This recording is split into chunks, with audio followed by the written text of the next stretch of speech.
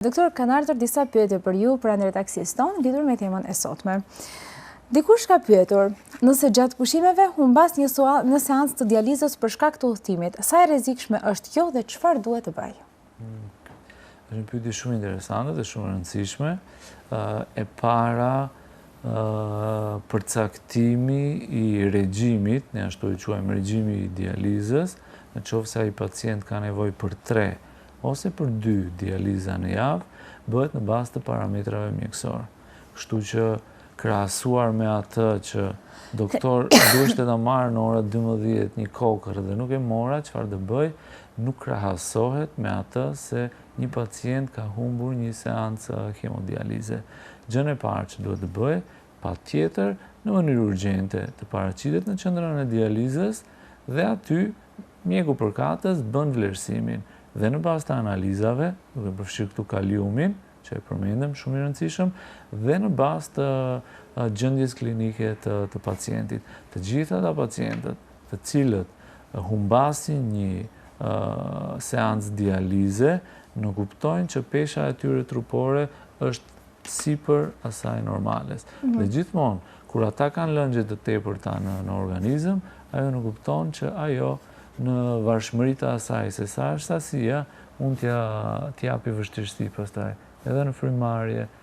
Dhe këto janë shenjat e para që ata duhet t'i dallojnë. Kështu që është shumë e rëndësishme, bën mirë të mos e bëj, dhe çdo planifikim të bëhet i tillë që të mos e humbasi një seancë dialize, por fundja, edhe në qoftë se humbet dhe ai e di se është e paqëllimshme, duhet të mundohet të jetë strikt i qëndrojë regjimit të futjes sa më pak të lëngjeve ose të ushqimeve. Pyetja e radhës thotë, a më lejohet udhëtimi me avion nëse jam me dializë? A ka ndonjë këshill të veçantë përpara nisjes? Patjetër. Jo, nuk ka asnjë pengesë. Gjithmonë kjo ideja se nëse kam një sëmundje kronike nuk më lejohet të udhtoj me avion. Nuk është mit ndoshta. Shumë pacientë si kjo që kanë dëshirën për të udhëtuar, nuk ka fare asnjë pengesë.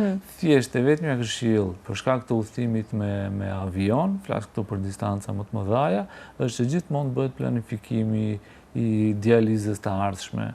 Nëse ai ka qenë të premten, fluturon të shtunën, nuk kupton që të hënën patjetër duhet të paraqitet në qendrën e dializës. Vetëm kjo është pengesë, tjetër nuk ka. Në aspektin e fluturimit, mënyrës se si shkon nga një vend në një tjetër, s'ka pengesa.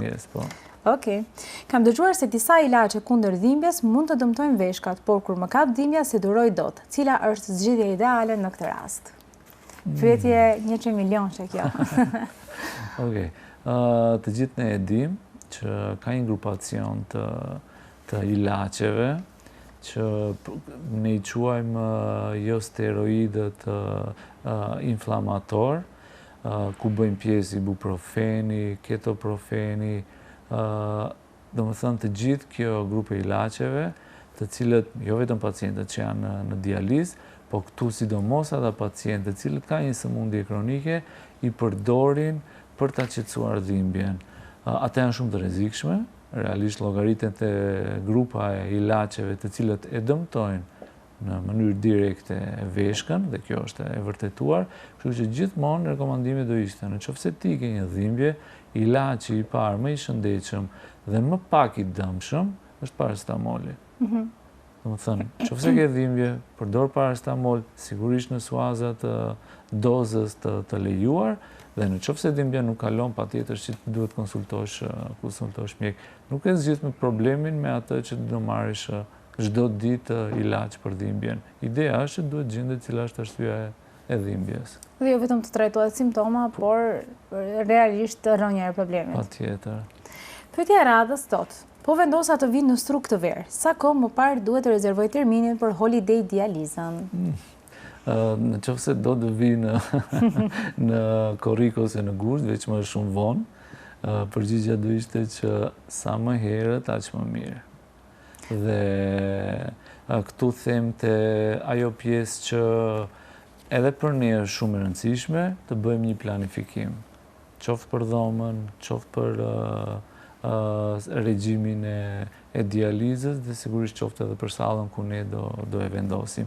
Në kuptimin që nëse numri është mbushur para asaj, fatkeqësisht ajo nuk do ketë mundësinë për të qenë te pjesa e liçenit. Kështu që sa më herët, aq më mirë. A ju ka ndodhur ndonjëherë që thjesht të vi dikush dhe të thotë tani unë kam ardhur, jam me pushime këtu, nuk e dija që duhet të bëj rezervim paraprakisht, por unë dua të bëj dializën.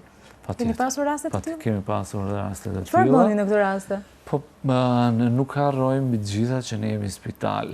Spitali punon 24 orë dhe jemi në shërbim të qytetarëve. Mos flas në qoftë se është gjendje emergjente, domethënë nuk diskutohet. Nuk diskutohet, patjetër që e kemi shërbyer. Dhe që të vazhdoni të shërbeni të gjithë. Patjetër. Si rregull ne tani bëjmë 2 seanca, domethënë 2 grupacione të ndara, ndrimi i parë e quajmë dhe ndrimi i dytë, nga ora 8 në 2, nga ora 8 në 12 dhe nga ora 2 në 6, po që gjithmonë nëse ka emergjenca, ne kemi plan B që gjithmonë ju i shërbejmë pacientët që kanë nevojë.